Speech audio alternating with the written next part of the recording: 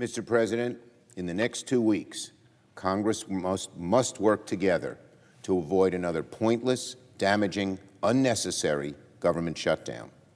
We also must work together to defend America's national security around the world by standing with Israel, standing with Ukraine, and increasing our defenses in the Indo-Pacific.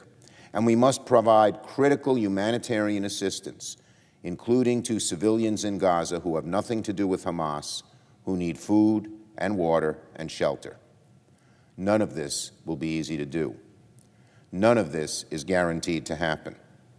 The outcome of the next 2 weeks will hang on the same thing I've emphasized all year long: bipartisan cooperation. If Republicans are willing to work with Democrats in good faith on issues where there's real overlap, and there are many, then we can move forward on the things we must accomplish.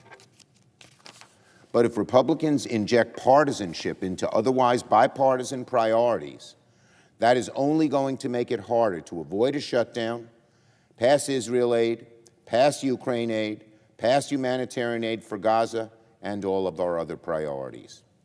Yesterday, a group of Senate Republicans released a proposal for border security that they want in exchange for Ukraine funding. And they know full well what they came up with is a total non-starter.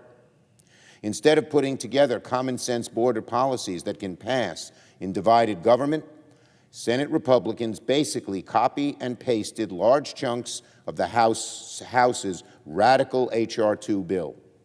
And that's their asking price for helping Ukraine. Making Ukraine funding conditional on the hard-right border policies that can't ever pass Congress is a huge mistake by our Republican colleagues. By tying Ukraine to border, Republicans are sadly making it harder, much harder, for us to help Ukraine in their fight against Putin.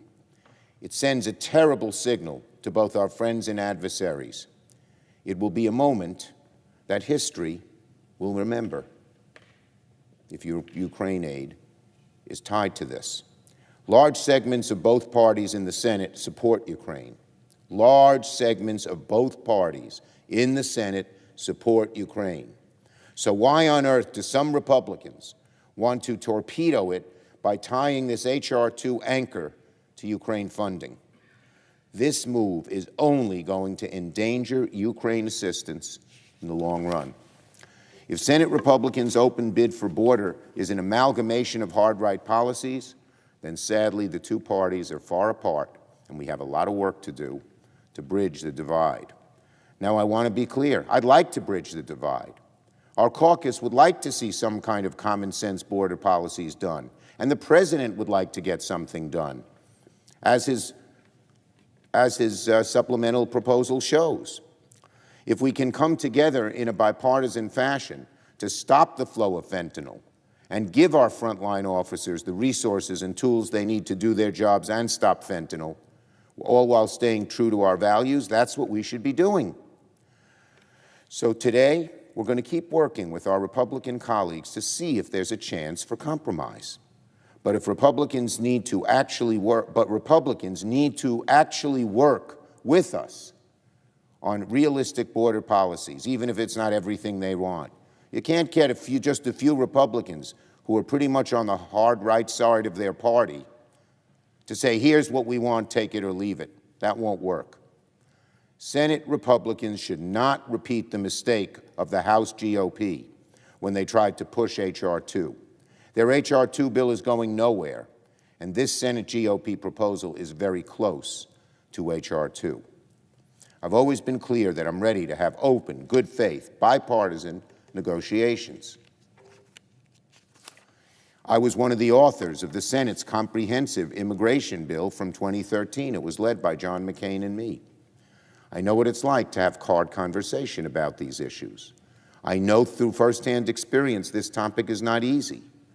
But nevertheless, I'm willing to have conversations about the border again if Republicans are willing to meet us halfway.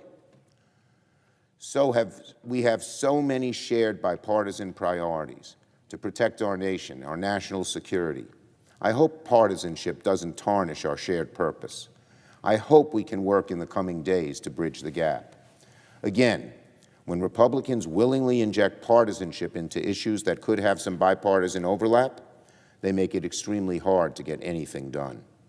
I urge my Republican colleagues to stop using the same approach again and again of taking bipartisan issues and injecting them with corrosive partisan measures that help sink them.